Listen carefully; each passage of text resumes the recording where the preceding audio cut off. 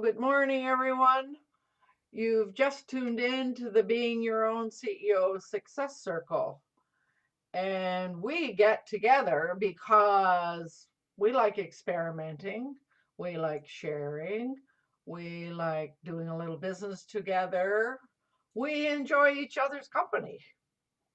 So,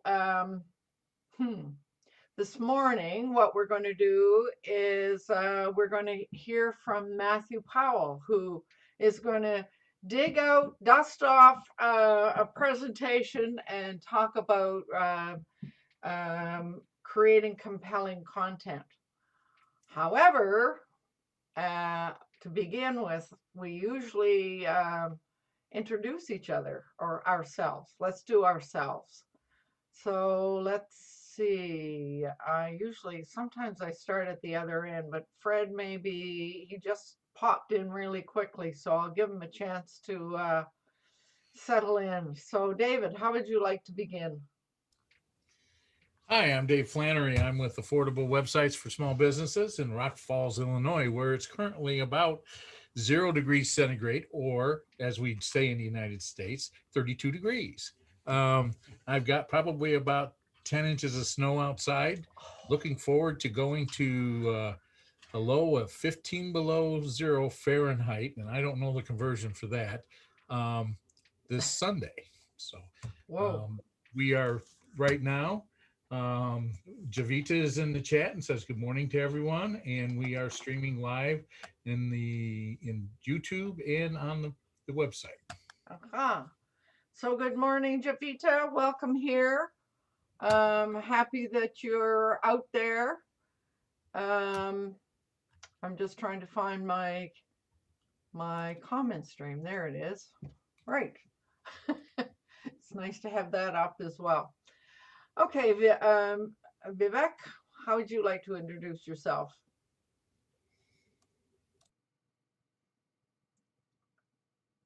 You are muted.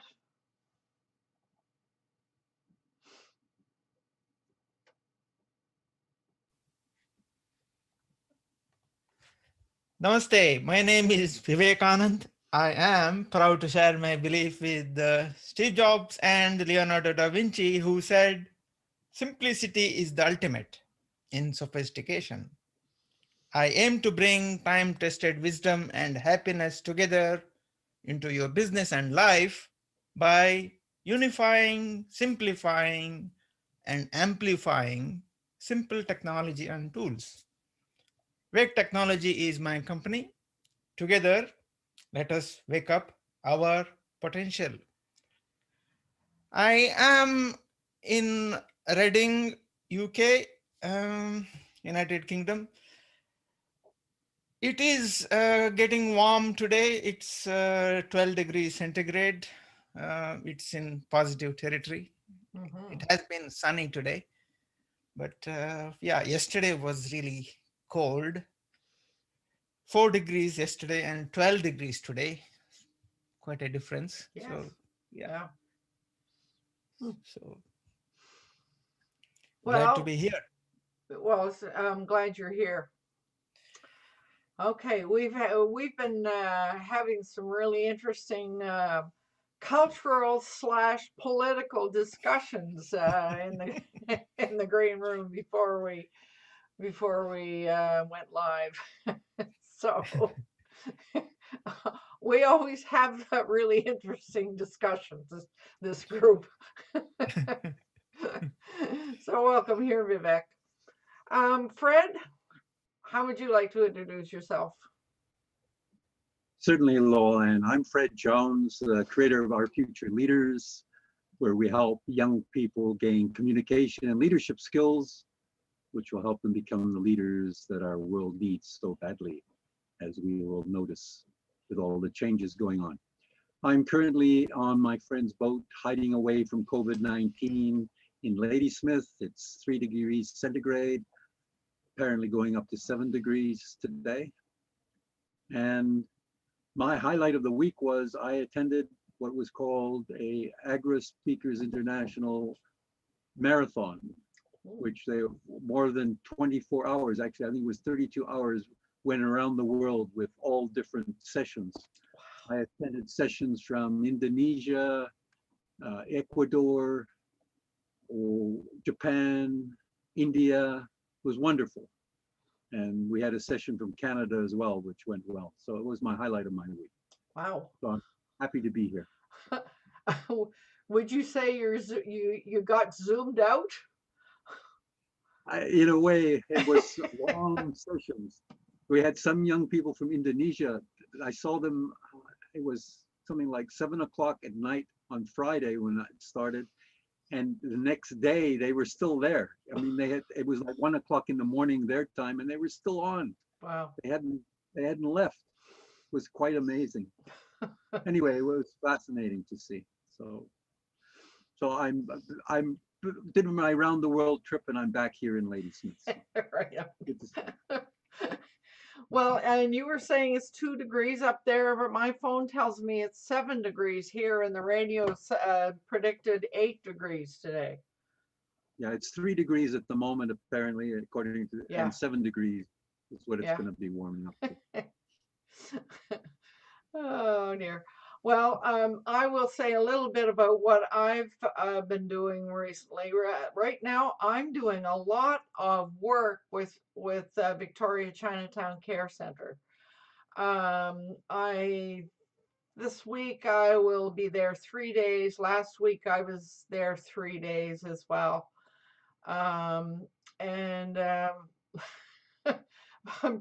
It's fortunate that I'm there to jump in while somebody is injured herself and is not able to come. So I'm filling in for somebody and so forth. So,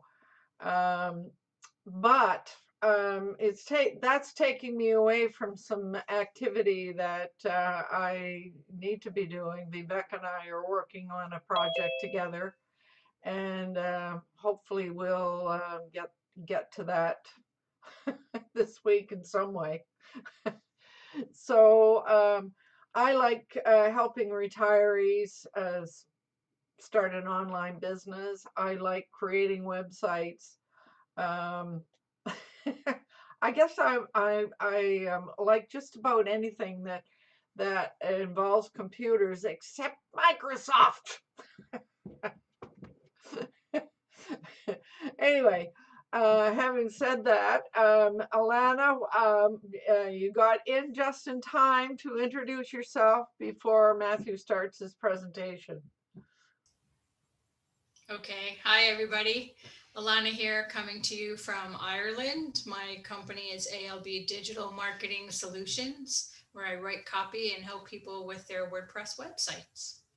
Happy to be here. Right on. And before I forget, I meant to say we are now into February, and this is the month that the cherry blossoms come out in Victoria. Can you believe it? Yeah. There's 2 things that brought me down from the Arctic to Victoria. One of them was cherry blossoms in February and daffodils in bloom, both in February. Oh dear. So Matthew, I left you to the last because I thought you might like to introduce yourself, and then you can just roll into your presentation. And by the way, thank you so much for jumping in, because last week we were really struggling with where are we going to go? What topics are we going to do? So Thank you for the opportunity. Pardon me? Thank you for the opportunity. Oh, well, but you gave us a little bit of wiggle room to make some decisions. So, so thanks, and go ahead. Thank you, LowellAnn. So just before I start, a couple of things. Can you all hear me clearly? Yes. Okay, so I like to have a conversation with people, meaning that if you wish, you can leave your microphones on unless there's a loud noise in the background. So feel free to do that and interject, because I'm the kind of presentation that likes to really build into the group mind. And so when people have ideas or inspirations and they want to blurt it out, by all means, go ahead. It's fairly casual. And I also wanted to thank Vivek because, I really like that saying, and I'd like permission to grab it because simplicity is the ultimate sophistication applies to writing copy. It really does. It's simple in the way that people don't know, and it's hard work in a way that people also don't know. But simplicity in writing is something that we all seek. And as someone gets good at it, it's interesting to see how easier to read someone's copy becomes. So I'm Matthew Powell, and the reason why I got into this is because about 5 years ago, I was at home with my kids, and I just finished a career with a magazine and also with an old, or I should say, independent living residence. And I was taking a year off with my children, and I realized that I liked being at home with my kids, but I wanted to do something to contribute to the family. So I reached out to a lot of my old clients whom I had been for some time writing copy for, because print advertising could work well in some instances. But I found that if I reinforced it with online writing, with writing for their website or their blog or on our own website, it actually enhanced their reach and the results. So right from the get-go, I was really interested in writing, not just writing, but writing in a compelling fashion. And what I mean by compelling is compelling the reader to take some form of action. Now, obviously, you're all very familiar with that, the call to action, the how to get people to go from step A to step B. As Joe Sugarman, a famous copywriter, once said, the only reason that you write your first sentence is to get people to your second sentence. And that's very true for compelling writing. So today I wanted to talk about what kinds of compelling writing you're interested in. I know, Alana, you are also professional in the field, and a lot of what I say will be familiar to you. So please feel free to contribute. This is not a Matt show. This is a success circle show. All right.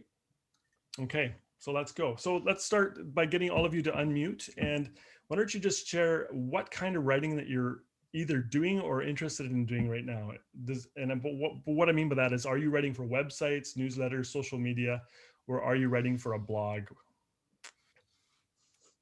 All of the above. All of the above. How about you, Vivek? I mostly write code, sadly. You write about gold, or you write cold? What do you mean? Code. Programming, software. Oh, code. I'm sorry. Code. Yeah, oh, that's a very important and different form of content. How about you, David? You're muted, David. I think he got interrupted from the okay. Hello, Fred, what do you write? That's okay. What are you writing about right now, David? I kind of know, but I write as little as possible. Well, I do write. I basically what I do is I fill in blank spaces in websites and try to write good call to actions. I do a review every so often, but they take me so long that it's not a practical application of what I can do. So I'm getting ready to start doing videos, which is another form, I don't know, of expressing myself. So we'll see how that goes. Hopefully that's a lot easier, but I mainly just fill in the blank spaces in websites where, a little bit of copy needs to be put in, and I try to make it as compelling as possible. Nice. Thank you. How about you, Fred? So I write blog posts. I've got about 180 posts now in one website. I write scripts for videos that I've been creating for different roles in meetings. And I also do some work on manuals for youth. Okay, cool. How to run youth programs. So I do a lot of writing from time to time. It can get overwhelming, but so over the years, it's become a sort of a formula. You get used to it. The more you do, the easier it gets. Or I don't know if it gets easier, but it, I would say no. a methodology. Yeah. Nice. So, the more you do anyway, you get used to it. So would you probably 4 or 5 years I've been working on all of these things. Nice. And would you share the link to your blog that you were referencing? I'd be curious to read it, if that's all right. Sure. It's ourfutureleaders.ca. Oh, okay. Thank you. And how about you, Alana? Are you willing to share your projects right now? Well, right now I'm working with a client who has a backpacking website, so I'm writing for a backpacking website. Excellent. Their blog posts and whatnot. My problem is I have a lot of different interests, so I'm not really zeroed in on a particular niche at the minute, but because I have a technical background, that's what I enjoy writing about. Just like techie gadgets and stuff, like the latest and greatest electronic gizmo. I like writing about that stuff. So Nice. So you'd like to do reviews as well then? yeah, I do. I have a blog, emptynesterblog.com. I haven't written on it in months because I've been channeling my energy into getting some things done in my business. But that's basically a review site of how to find work online. So Nice. Morning, Jay. So Hello. Hi, we're just sharing what kind of writing people are doing as far as what kind of content they're making, either for websites, newsletters, social media, or blogs. And if you want, you can jump right in feet first. Just tell us a little bit about what you're writing right now or what you want to write. Well, my content is video. So so a lot of my content is video based. Also courseware. So knowledge commerce is what's brings the ROI in. And obviously the sales pitch and sales videos and sales content and long form sales content that goes with the knowledge commerce. Nice. But but definitely video is the number one source of content that I create. Excellent. Thank you for sharing. So today we're talking more about writing than we are about video, because I think LowellAnn and Jay and others are genre experts, if you want to call it genre, or they're more expert in video than I am. And actually, it's something that I'd like to get into. Writing, I do writing for scripts and for presentations, of course.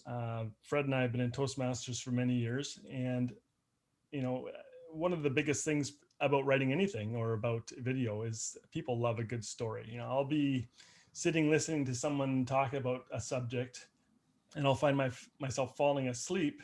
But when they say that they're going to tell a story about it, then I suddenly wake up and I start listening. In public speaking, Fred and I use a story to explain, to teach. And so the story is, we all grew up with stories. We all love good stories. And it's something that as often as possible, I encourage people to employ in their content creation. So I heard that people are basically writing content for all types of platforms, the websites, newsletters, social media, and so on. And I'm not going to go into specifics about each one per se. Last week we heard a little bit from David's daughter about what Facebook is doing, and I actually ended up. Did anybody else go through the presentation that she suggested? Yeah, it was pretty good. Yeah, it talked about the changing algorithms in Facebook so that the organic reach is not as high, but it's still necessary to do because Facebook wants to see some activity on the channel, which in some way, and this is not something I know a lot about, but in some way it actually increases the reach of any advertising you do as well. But I started my career actually writing a lot of posts for social media, but as the reach of those posts declined, it became less effective. And people really, they were looking, the businesses I was writing for were looking at anything that they were paying for, and they were looking for the return on investment, which of course they should. And so that's kind of how I got into writing. I started to reach out to a few web development companies, and I said to them, well, there's two challenges you have. One is you're building this beautiful website, but you can't get content from your client. And the other thing is, of course, that if you can't get content, it takes a long time for you to finish the website, and therefore it takes a long time for you to bill. So I suggested that they let me interview their clients, pull some content out, create something compelling, work on the SEO, and then we had a faster website put together, and they were able to bill faster, and the website was a little more effective. So that's how I got started a number of years ago. And there's so much industry, so much business that I and Alana and others who are in this industry probably haven't looked back. Am I right, Alana? Yeah. So the other question I wanted to ask you guys is, I know some of you don't really want to be writing per se, but how do you get yourself to write? There's one of the myths of writing that I hear time and time again is inspiration, where professionals suddenly arrive in the zone or the flow and they keep going. Well, there's no such thing. Writing is hard work and you just have to sit down and get it done. The only way you can actually get writing is to start. There's no magic inspiration. There's no flow. So, and Matthew, a deadline always helps. Yeah, a deadline does help, and that's something that I personally struggle with, as well as I've worked on deadlines for a long time. But deadlines are necessary. But don't wait for inspiration, because you'll wait forever. I mean, sometimes there will be a day where you're inspired and you start writing. But I like what was attributed to William Faulkner, but it was actually stated by a fellow whose name was Herman Wouk in the Washington Post. He says, "I write when I'm inspired, and I see to it that I'm inspired at 9 o'clock every morning." Right? So you got to turn it into your job. Even if it's not your job, you have to kind of do a set time, set place, set action. And when I teach writers how to start writing, the other thing I really recommend is to pick up a book by Peter Elbow called Writing with Power. And Peter Elbow wrote this, 20 years ago, and it's still very relevant today. His biggest suggestion for writing was to get into free flow. And that just means that you sit down at 9 o'clock, you just start to write. And when I start to write at 9 o'clock in the morning, I can tell you the first couple hundred words, sometimes the first page or two are just random thoughts and ideas that I get out of my head to get into the subject matter. More than half of what I write ends up in the scrap heap. And that's the reality for any writer who writes a lot, who sells writing, is a lot of it is going to end up not being used. Though I try to save it, and I have probably about 7 or 8 different copies of an article, which can make it difficult for organization later on, but it's necessary. So for those who are interested in writing, what's your biggest roadblock? Because there are ways to get around them. I just wanted to quickly touch base. Alana, do you have any particular roadblock that stops you from getting into the writing mode? Well, I like to be interested in what I'm writing about. So that's kind of something I start with. If I'm interested in the topic, and then I just start, I find 10 things I like about it. And that can be done through research. So I'll find 10 things I like about the product, 10 things I might not like about the product. And then I look for a USP, a unique selling point of that product, and see if I can work that into the article, work in the 10 good things, work in a couple of things that I might not like about it. And I also, when I'm working in Google Docs, I keep a record of the links that I use in a comment bubble. And that way I kind of use that for reference if I need to go back. So that's kind of my process right now. And it's working pretty well. I just started doing that over the last couple of months, and it's working well. Nice. Excellent. Reference material is important. And just to touch on reference material, when I'm starting to write about a subject and I want to write fresh content, one of the things that people do, which is kind of a shortcut, and I recommend you don't, is some writers I know will cut and paste. They'll cut and paste the material into a document, and then they'll rework it. Well, Google's recognition algorithms are getting really, really sophisticated, and so it's better for you to actually rewrite something after you've absorbed the material than it is to take it. Like sometimes I'll cut some content in and I'll put it on the page so I can work from it if I want to use it as, there's some specific information I want to access there. But when you're writing, if you're writing a blog and such, it's best to actually write from you, because then your voice will not be muddled. The way you write, your style will come through clearly. So set time, set place, set action. Another way that I've encouraged people to start writing is to treat it like they're on a coffee date. And obviously we haven't been able to do that last year, but when you go on a coffee date and you're talking to somebody, you're in a relaxed mode, you're talking to them about a subject you're interested in. What I like to do is I like to take my client's best customer. So I'll visualize them, who they are. Is it a man or a woman? I write, for instance, women's fashion for Portrica Designs. Well, if I'm writing about fashion, then I imagine I'm sitting down with the lady who is buying Joseph Ribkoff from my client's store. And I'll talk to them about Joseph Ribkoff. I'll ask them questions. I'll share some information, and I'll actually write as though I am having a coffee date with that person. So I'm visualizing them in my mind. They are my audience as I'm writing. And of course, this is in the editing phase, but of course we're all writing for Google. I think you all know that. If you don't write for Google, then you don't write for anybody, because Google and Bing are the gatekeepers to having your copy showing up in the world. So can I say something? Sorry, yeah, for sure. Yeah, in terms of what you said there for writing for Google, I used to say the exact same thing, writing for Google, and then I've altered my perception, and the perception is that I pitch to Google, but I'm writing for the reader. Oh, I like that. And I found that works a little bit, because the entire piece of content is not actually specifically for Google.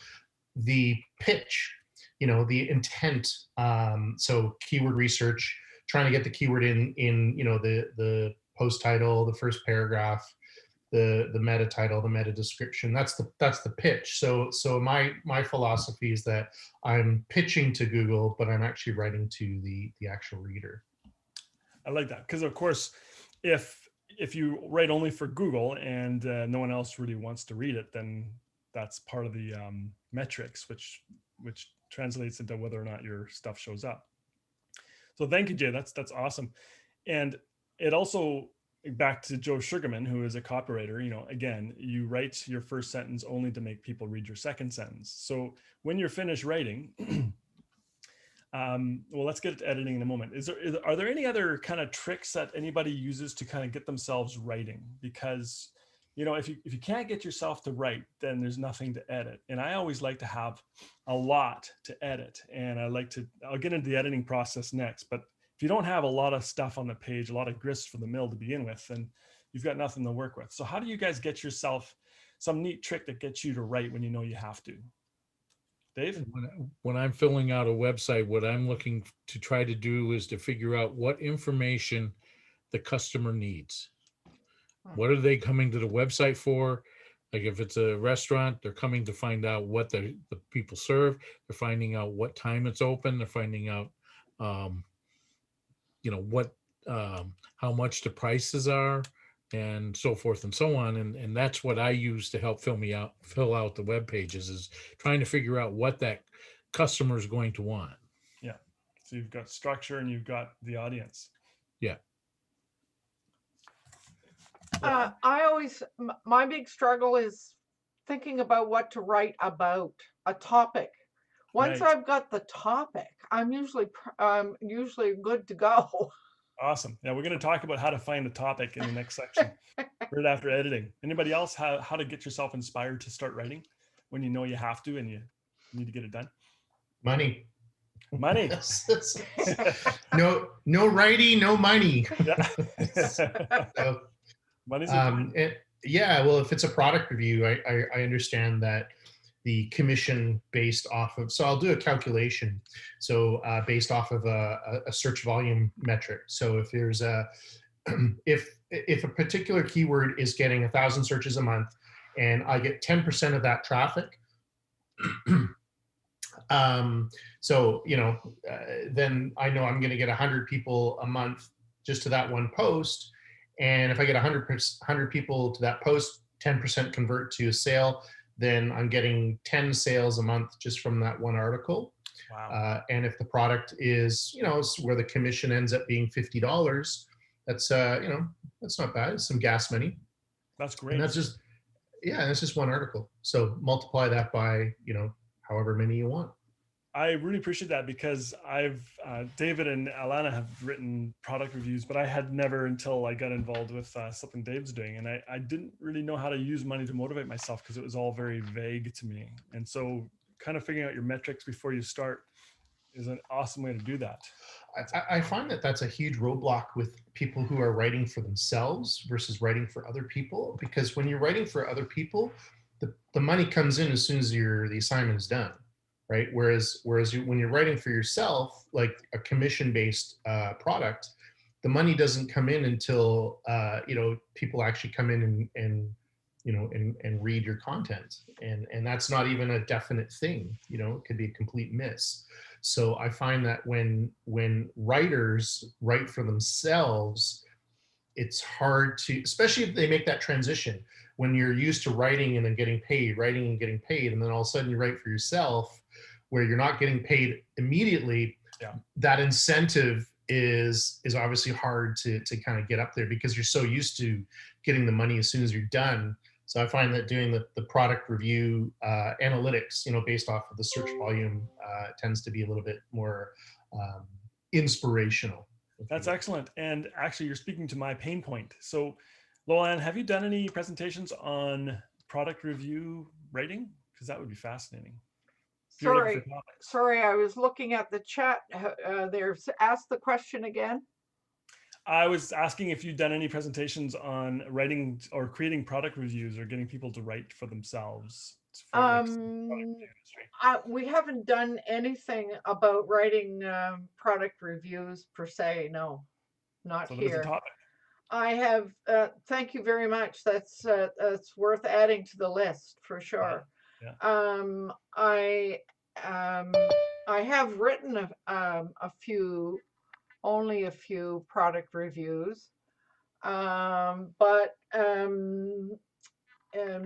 there's quite a bit of information on Wealthy Affiliate about writing product reviews.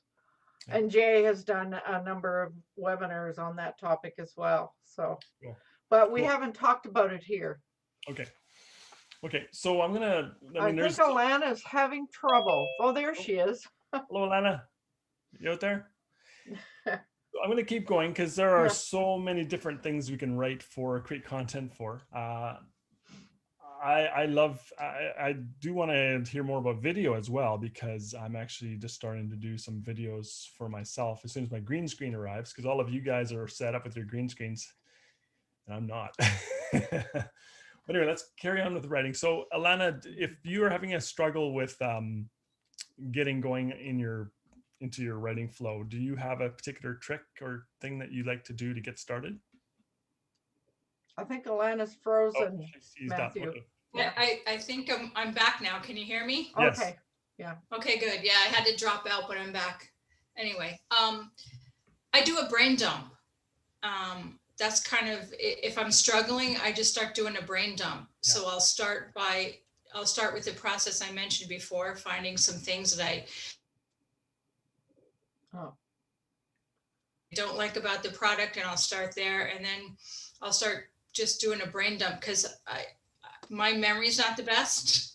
So I want to kind of empty out everything in my head about the product or what I'm thinking I want to write about. And then once I get it all out, then I can go back through and edit accordingly. And it starts out being a big mess, but in the end, after I edit, it turns into something decent. Yeah, that's exactly how I do it. So one of the big things that Peter Elbow talks about in his book, Writing with Power, is when you're in free flow, get rid of your editor completely. Because if you start editing while you're doing, as Alana calls, the brain dump, or you're flowing it out onto the page, if you have the editor on at all, it's going to wreck the process. If you start looking at your sentence structure, your grammar, your active versus passive writing sense, all of it, or voice, it's all going to kind of stop, because you'll suddenly find yourself listening to your grade 3 teacher who told you that, no, Johnny, you're doing this wrong. Jenny, you're doing this incorrectly.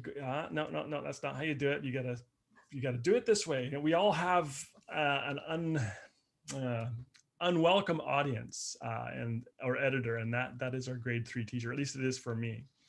She didn't do my writing career any good whatsoever, and I had to write in spite of her. So let's go from there to editing them, because what do you do when you finally have all of this stuff on the page? Now, there are websites committed to editing, so I'm not going to go on and on, but there are 5 things that I like to tell writers that they need to do in order to make sure they have a decent piece. And one of the biggest ones is, I'll start with the second one actually, excise extraneous words. Get rid of all the excess. And I'm going to share my screen to show you why. Give me a quick second here. So this is, I don't know if any of you have seen this, but this is Internet Live Stats. It's kind of cool. How many internet users there are, how many people are sending emails today, Wow. how many Google searches, blogs, look at all this stuff. Now that's great. That's fantastic. But how many of those words on the internet are a waste of space? So what I mean by that is, okay, so you've got all that. I'll share the link for you guys if you want, if you're kind of interested in looking at that. I'll just put it in here. Hold on.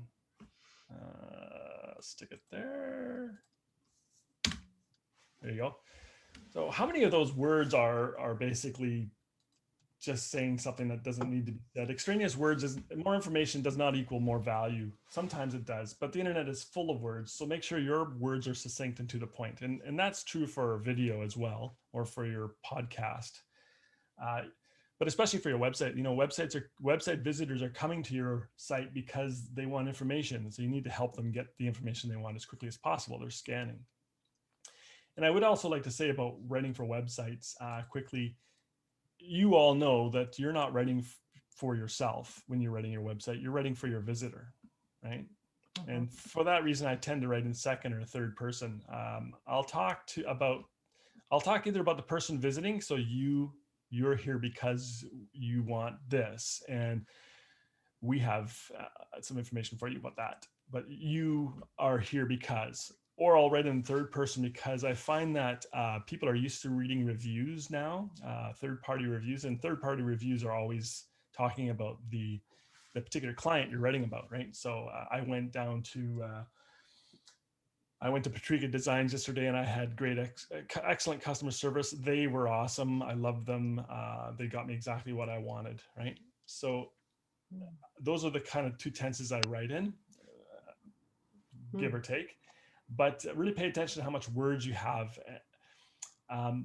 Also pay attention to active versus passive voice. And do you all know what that means, active versus passive? Because if you don't, I'll give you a quick example. I would love it if you gave that example, Sure. Matthew. One moment, I'll share my screen again.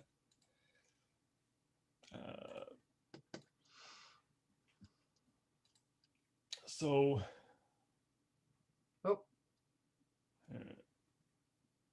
I can't get at it with this bar in the way here. Hold on. Yeah, you can just slide it down. Can I? Think so. Okay, hold on. Sorry. Go to making it a window instead of full screen. Go to your tab and then go back to full screen. I'm sorry, guys. I'll just get in here. There we go. There. We got it. Yeah. And I'll send you this link as well. It's pretty interesting. So active versus passive voice. Basically, active voice is the subject is doing something. So basically, the verb is not acting on the subject. At dinner, 6 shrimp were eaten by Harry. Okay. So that's passive. Rather, you want to say Harry ate 6 shrimp at dinner. Active is beautiful giraffes roam the savannah. The savannah is roamed by beautiful giraffes. You can see how that can be muddy. And what it does is if you have too much passive voice, it really gets in the way of understanding. Your reader doesn't really follow you as well. So if the subject of your sentence is performing the action, you are writing with an active voice. If they're being performed upon, then and then usually that would be verbs that end with ing and such things like that. Then you are passive. Now, what I like to use right now is, you guys all use Yoast. I don't know if you do or not, but if you do, Yoast has an excellent. How many of you guys actually are familiar with Yoast? Yeah. Do you guys use it, or do you use other plugins now? I used to use it earlier, not anymore. But so Yoast really aggravated me because I thought I was pretty good at writing active rather than passive, but I found that a lot of my copy had plenty of passive phrases in it, and I also found out that I was way longer. Like my sentence structure was way longer than Yoast was happy with, and all of that was useful. So I went through the program and I struggled with their back end suggestions and tried to get it so that it was perfect, because even though I didn't agree with all their decisions, it was a good exercise.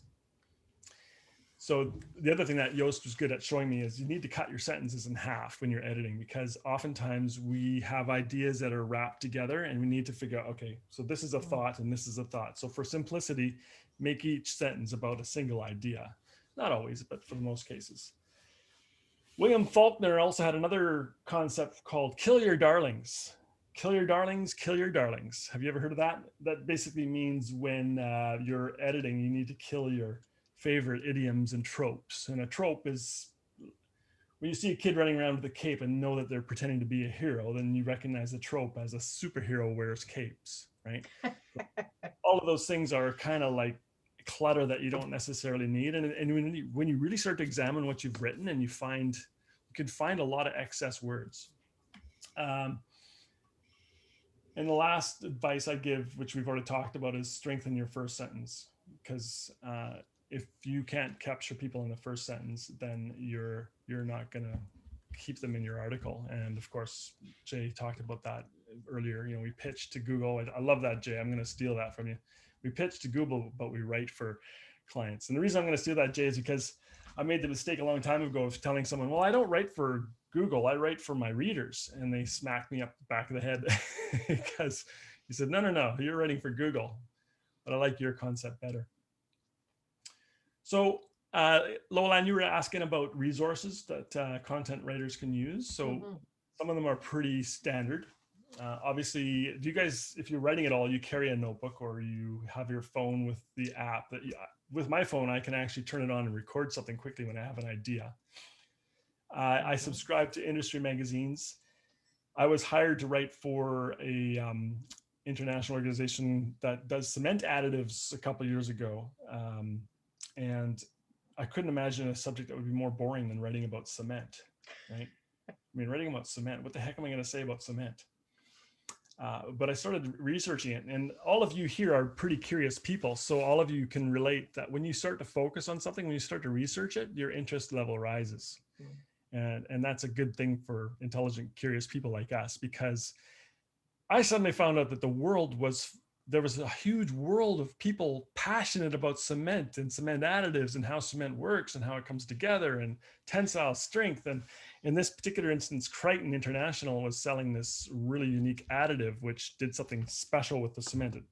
It filled in the porous spaces to prevent it from leaking. And it also made the cement last years longer. So I was writing articles about all of this stuff and all the regulations in various places around the world. And it was fascinating, but only because I subscribed to the industry magazines and I started to pay attention. So yeah, if you're writing about a niche, and I know oftentimes we're writing about a bunch of different things, but subscribe to the magazines if you can. Find the blog that you really like. Find a blog that you would wish that you had written yourself.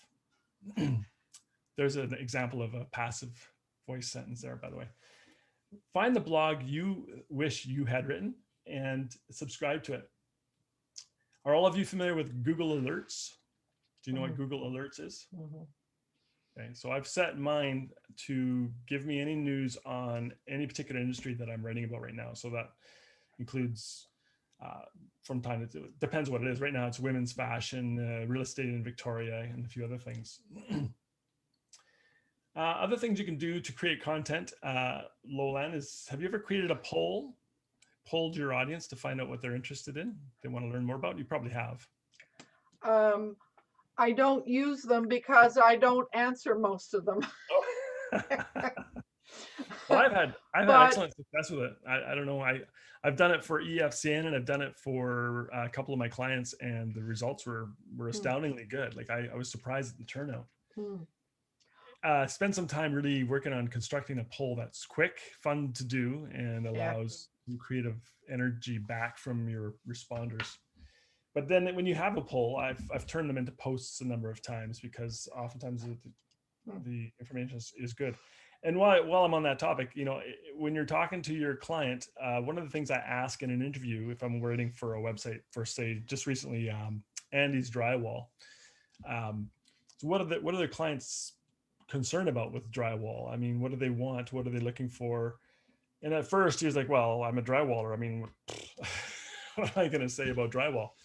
But you know, if you ask the questions and you pay attention to what your customers are asking you, or you ask them what their customers are asking them, or what their concerns are, then that's often great grist for the mill. That's often several topics can come up out of that, because I'm looking for 2 to 3 articles to write on my clients' websites after the fact. So I really want to know what their pain points are, what their clients' questions are. And to that end, we'll actually set up a fact page, and in the fact page, we'll include a quick little survey so that we can get people responding and actually giving us some material going forward. So it's actually on the fact page. Okay, these are the facts. These are commonly asked questions. We want to know what your questions are, and then we just record those and keep going.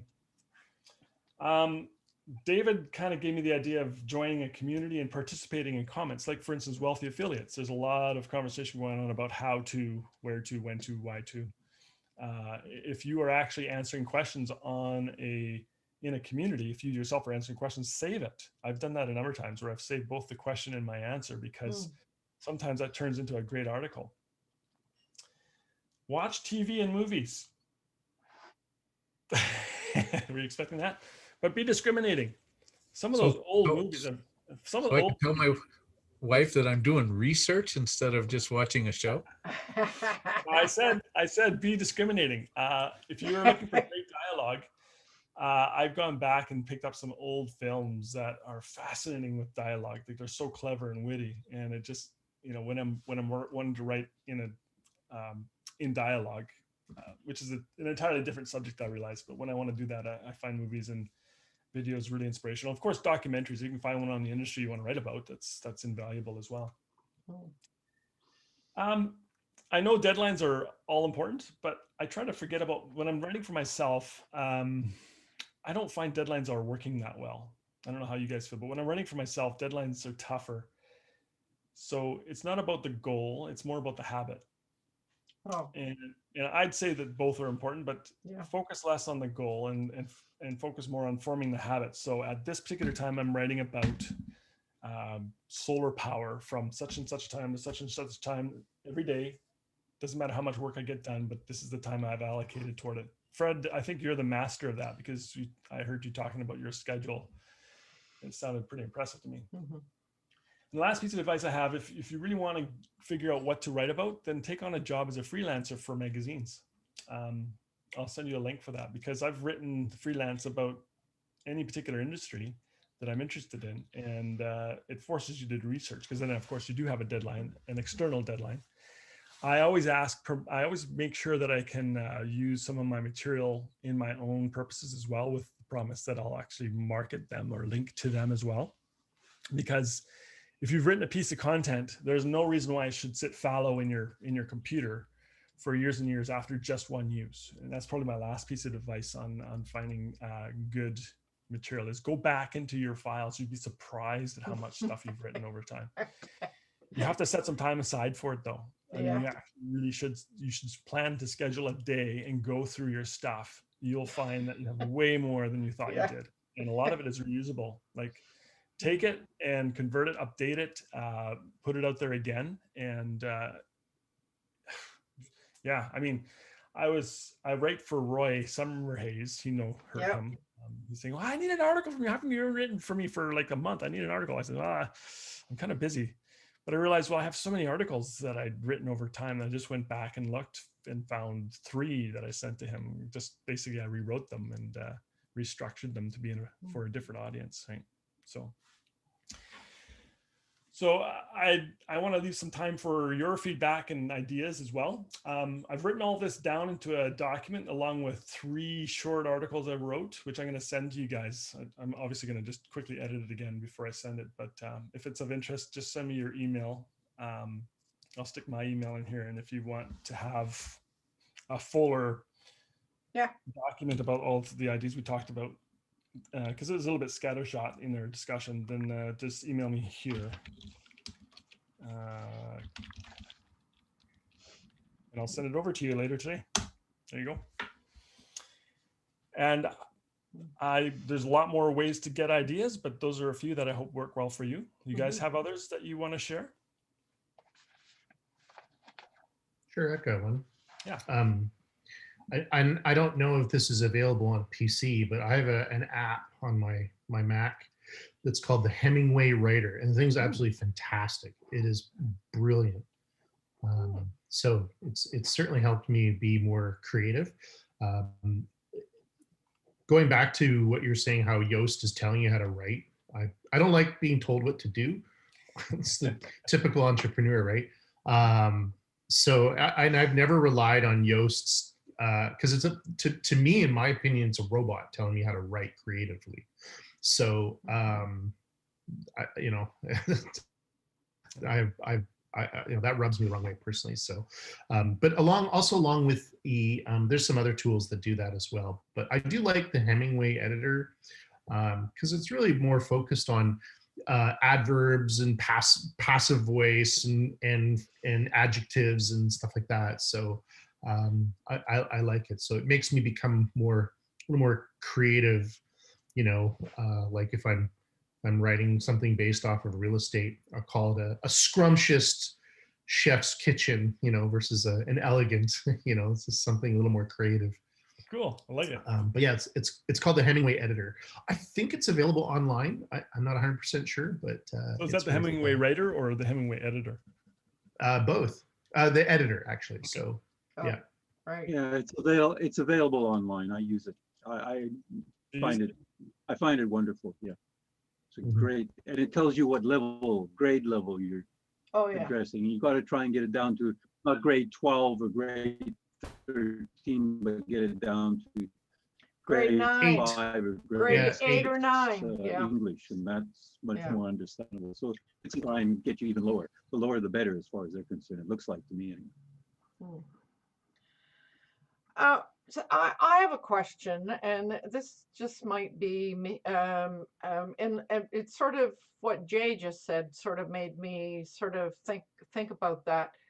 So, I mean, if you mentioned that you want to try to write in the active voice all the time, but it seems to me that if there's a little bit of passive in there here and there, it makes for a bit of variety.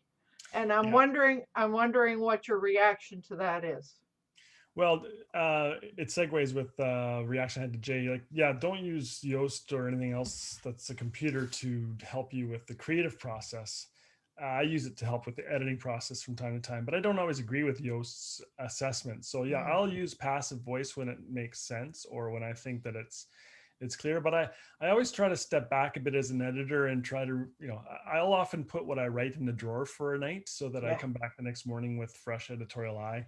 And I'll notice things structurally in how I phrase things that will trip me up, like will trip up my readers. And it's not something you can easily see right off the bat. Trees for the forest thing. But yeah, no, I don't think that you never use the passive voice. I don't have any real suggestion as to when you should use it. But I would suggest that you read it the next day for sure and see whether it still works. And the other question I had, and this runs in line with the whole idea of topic. You did say that having a really compelling first sentence, but and I think Jay, you've said this in numerous of your webinars about how important it is to have a really good title. and you may not your first sentence may not necessarily contain the words of the title, but somewhere in your first paragraph, I guess, to satisfy SEO, you probably should. So I mean, there's some tricky stuff there as well. Yeah, that was the other thing I started using Yoast for. And, you know, that was the first program I really started to actively use. But it told me, well, you know, you have this title and this is the keyword you're after, but I don't see it anywhere in your first sentence. I'm like, well, I don't want it in my phone. Geez, like, yeah, okay. But yeah, no, Joe Sugarman again, you know, he says the only purpose of your first sentence is to get people to your second, right? So what I tend to do is I tend to take my last or close to last sentence and turn it and put it up in the beginning, because I've gotten to the point by that time. So I'll invert my article so that the last point ends up being the first point. Oftentimes, not always. I think if the target keyword is in the last sentence, totally fine. That's exactly how I do it. So keyword in post title, keyword in first paragraph usually is the last sentence, because it's a good segue to get into the article. And then also I'll have it in the meta description, which is a 160 character elevator pitch for Google. Again, and I'll put it in there. So, and I usually have a kind of a boilerplate template to work with in the meta description. And especially if it's a review, and it tends to work quite well. So, good stuff. Boy, this was really interesting. I can tell you right now that I would like to have your notes, because usually what I do is I write notes and include, you know, very brief notes on the website where the video is hosted. So sure, okay, yeah, I'll send them to you for sure. Yeah, for sure. So any other comments or questions from others? I have a question for Matthew. Mm-hmm. Sorry, Jay. You mentioned earlier that you've subscribed to industry magazines and that sort of thing, and you mentioned Joe Sugarman as well. Have you found that different copywriters that are, you know, they have different methods? Like, I know I have actually Joe Sugarman's book, and I follow I follow other copywriters as well. But I just wanted to know, from your point of view, do you find that there's a standard across the board with the way copywriters write, or do you think that there's different methods across the board? Like Joe Sugarman, for instance, like he says, you know, to get to the next to get someone to the next sentence, you have to write a compelling first sentence, etc. So if I understand what you're asking, I write differently for different kinds of media, obviously. So I'm really focused on writing for websites now, as you are. So I don't write the same way for a magazine, but so copywriters for websites, there is more of a standard, I'd say, than there are for people who are writing for magazines. That's what I see. And I find my writing for websites and for online articles are getting quite formulaic, like templated, as Jay was mentioning. I don't know if you find the same thing, 𝐶𝐿𝐴𝐴𝐴, but I start with a creative process and then I edit it into the template, essentially. So yeah, there's a recognized way that people are accessing and digesting information, and they come expecting to see their information laid out in a certain way, you know, more bullet points, more abbreviated links, etc., or more links to other articles, etc., etc. Does that answer your question? I yeah, really, pretty much, because that's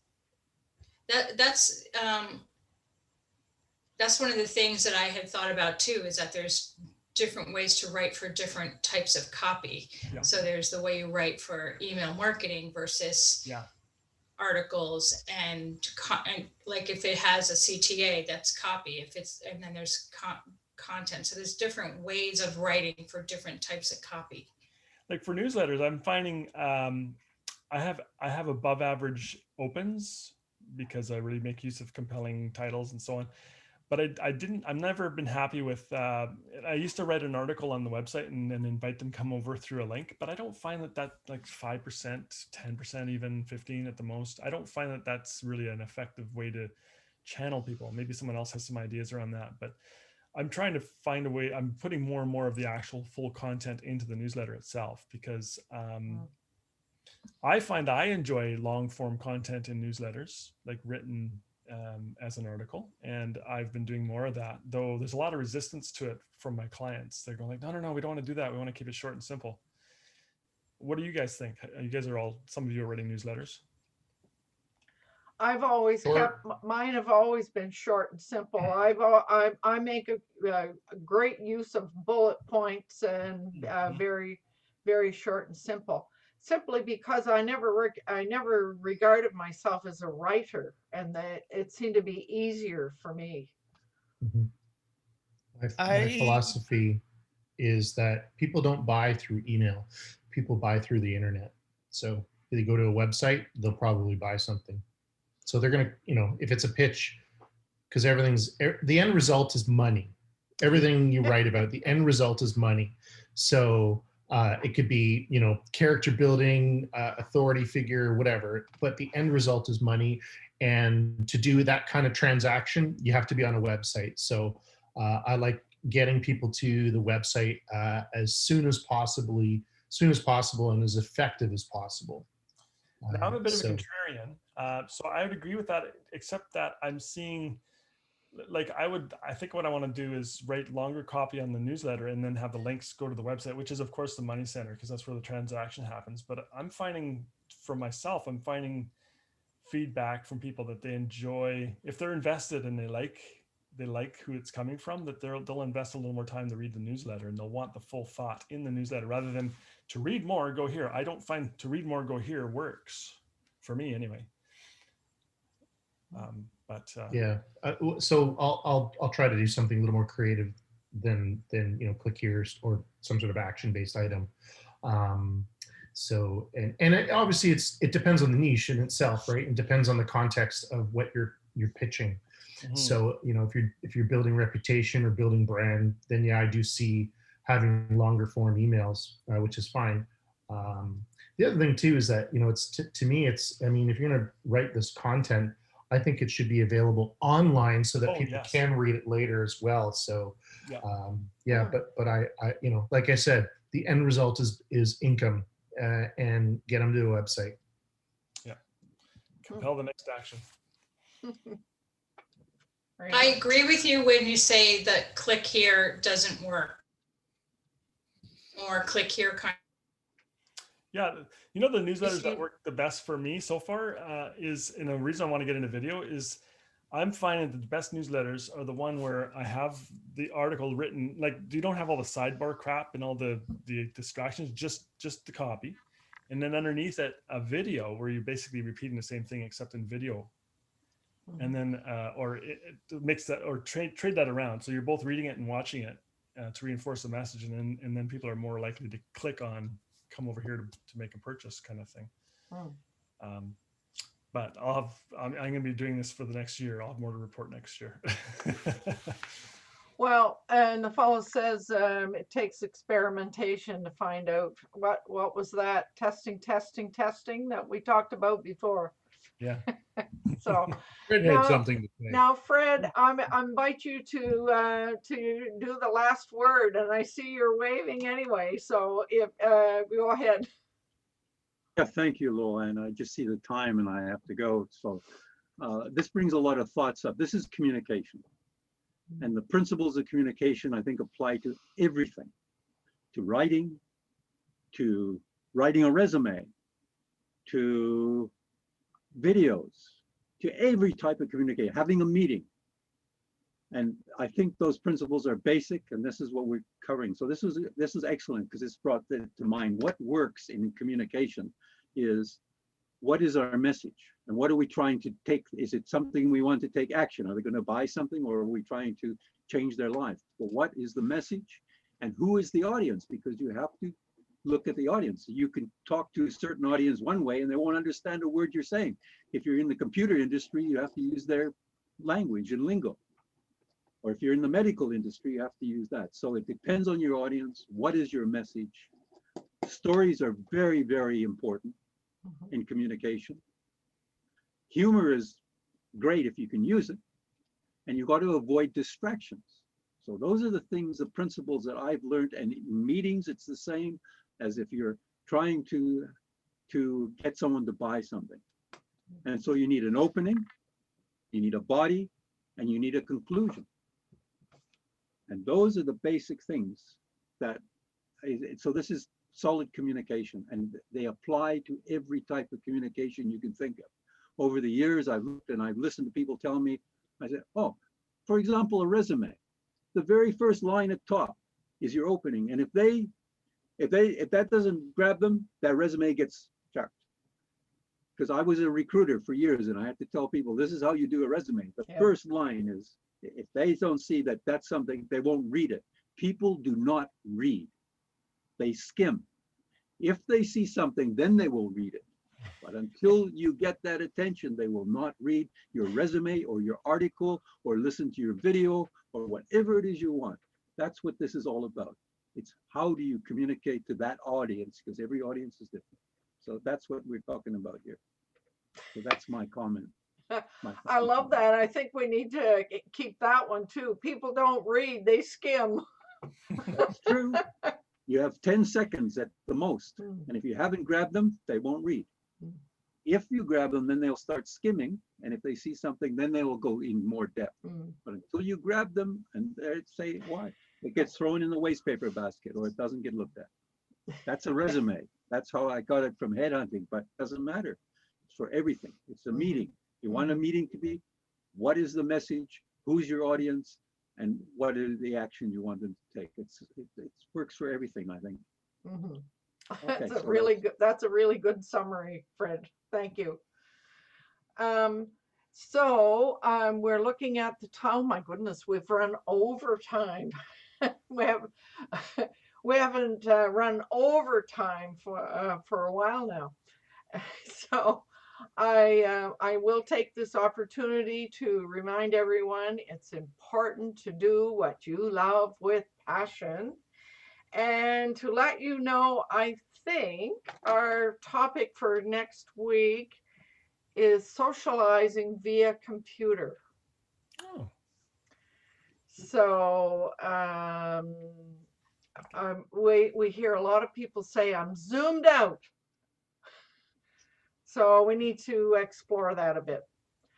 So thank you all for attending, and thank you very much for a really lovely presentation, Matthew. It was my pleasure. Thank you, Matthew. And Very we nice. shall see you all next time. I'm going to do my alt 4 now for the